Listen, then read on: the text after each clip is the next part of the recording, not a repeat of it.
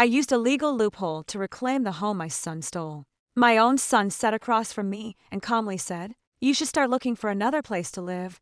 In the house I built, in the home his father died in." He thought he had already won, because legally, the house was in his name. But what he didn't know was that one small clause he ignored would cost him everything. A house is never just a house. People who have never built one from nothing won't understand that. They see walls, roofs, square footage, market value. But to people like me, it's time, it's sacrifice, it's the physical shape of your life. My name is Evelyn Parker. I'm 68 years old, and that house was never just property. It was the only place in the world where my life made sense. My husband, Thomas Parker, and I bought it 39 years ago, back when we had more hope than money. I still remember the first time we saw it. "It needs work," Thomas said, standing in the doorway, hands on his hips. That was an understatement. The roof sagged slightly in the middle. The paint was peeling. The floors creaked like they were complaining about every step. The kitchen cabinets didn't close properly. The bathroom sink leaked. And the backyard,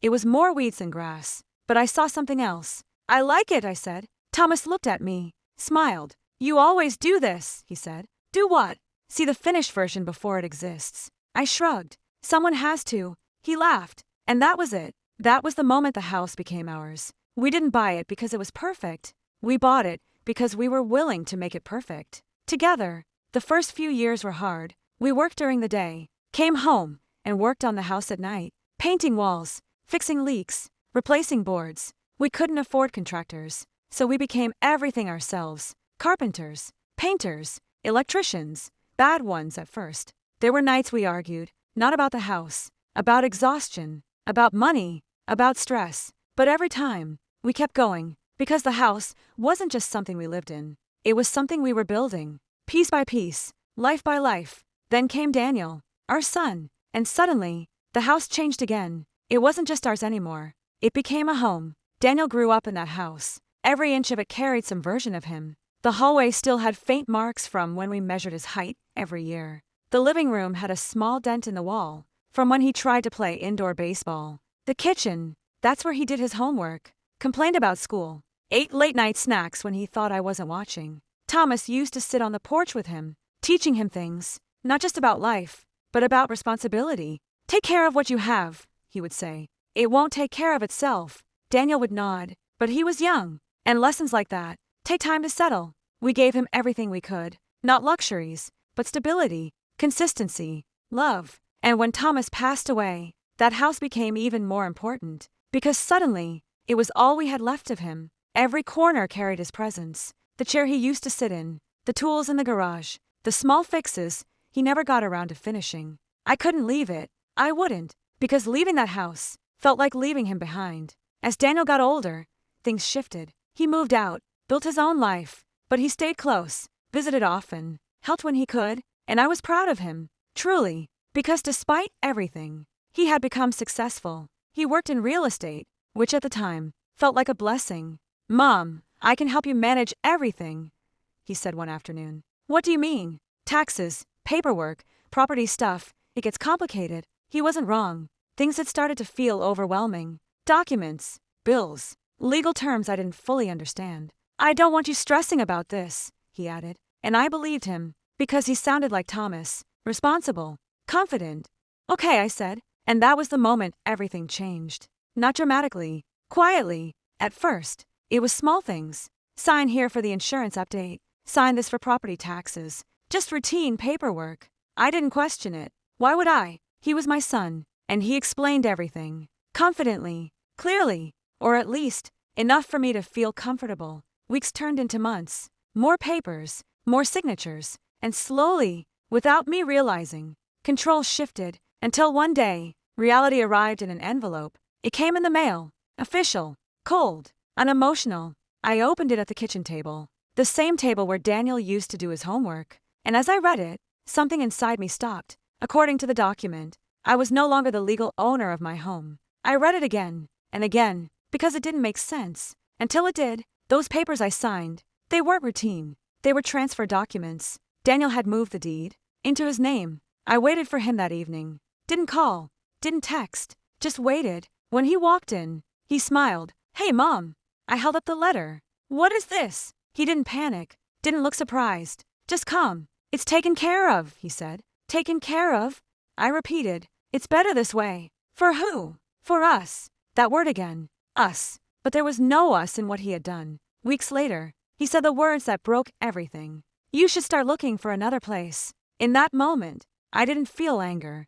I felt something worse. Clarity. I didn't scream. I didn't cry in front of him. I didn't ask why, because in that moment, I already knew the answer. Greed doesn't explain itself. It just takes. So instead of reacting, I went quiet, and silence is dangerous when used correctly. That night, after Daniel left, I sat alone in the living room. The same room where he had taken his first steps. The same room where Thomas used to fall asleep watching television. And for the first time since reading that letter, I allowed myself to feel it. Not anger, not sadness, betrayal, deep, personal, irreversible. But beneath that, something else began to form. Focus. Because I realized something important. Daniel thought I was weak. He thought age meant ignorance, that trust meant control. And that assumption was his first mistake. The next morning, I called a lawyer. Not just any lawyer. Someone who specialized in property law, estate transfers, deed disputes. If Daniel had used the system against me, I was going to understand that system better than he did.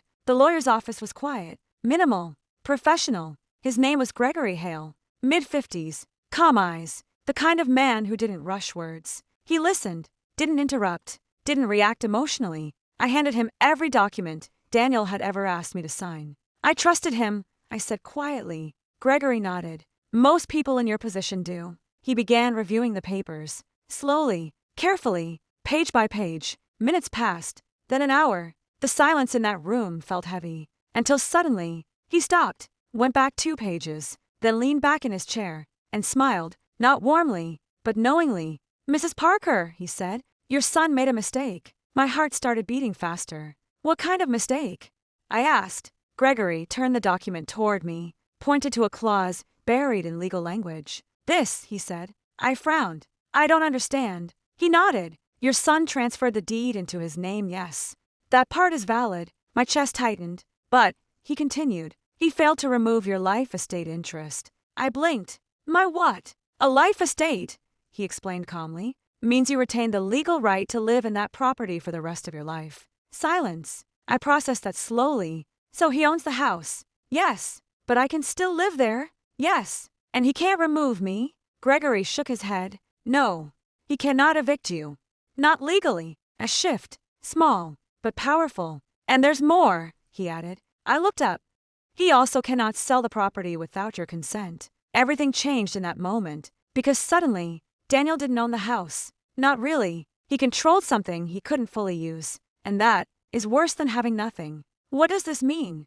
I asked. Gregory leaned forward slightly. It means, he said, you have leverage. That word echoed in my mind. Leverage. For the first time since all of this began, I wasn't powerless. I had something he needed. Control. I didn't confront Daniel immediately. No, that would have been too easy. Instead, we built a strategy. Gregory explained everything in detail. If we challenge this in court, he said, we don't just argue emotional betrayal. We argue legal overreach, potential undue influence, and incomplete transfer of rights. Meaning your son tried to take full ownership, but legally failed to complete the process. And that works in my favor. It gives us the opportunity to reverse it. That word hit differently. Reverse. We prepared everything. Documentation, timeline, medical records, showing my vulnerability at the time of signing. Because this wasn't just about a clause anymore. It was about intent. And Daniel's intent was clear.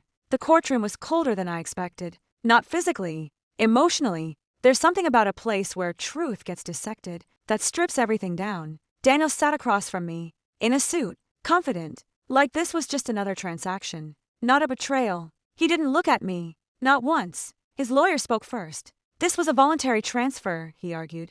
Mrs. Parker signed all documents willingly. Gregory stood calmly. Yes, he said. She signed them, but she did not understand them fully. He paused, and more importantly, he held up the document. The transfer was legally incomplete. The judge leaned forward. Explain. Gregory pointed to the clause. The life estate interest remains intact, which means Mr. Parker does not have full ownership rights. Daniel shifted in his seat. For the first time, he looked uncertain. And because of that, Gregory continued, he cannot exercise full control over the property. The judge reviewed the document. Silence filled the room. Then, this clause was not removed, the judge said. No, Your Honor, Gregory replied. Daniel's lawyer tried to recover. It's a technical oversight. Legal ownership is built on technicalities. The judge interrupted. That sentence decided everything. The ruling wasn't dramatic. No shouting, no emotional speeches. Just facts. Clear. Final. The property transfer is legally flawed, the judge stated. Mrs. Parker retains significant rights over the property, and due to the circumstances, he paused. The court supports renegotiation or reversal of ownership under equitable grounds.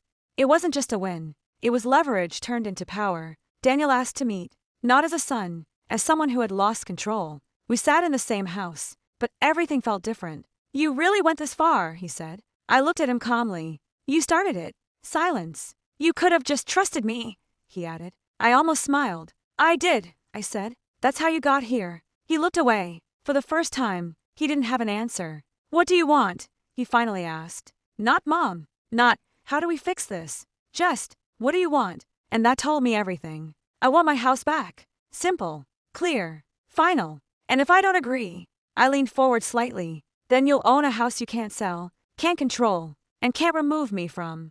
Silence. Because now, he understood, he didn't win. He trapped himself. Weeks later, he signed the papers, transferred everything back. Fully, legally. This time, no loopholes. I got my house back, but I didn't get my son back. Because some lines, once crossed, don't disappear. They stay, as reminders. And sometimes, the greatest justice isn't revenge. It's never being vulnerable to them again.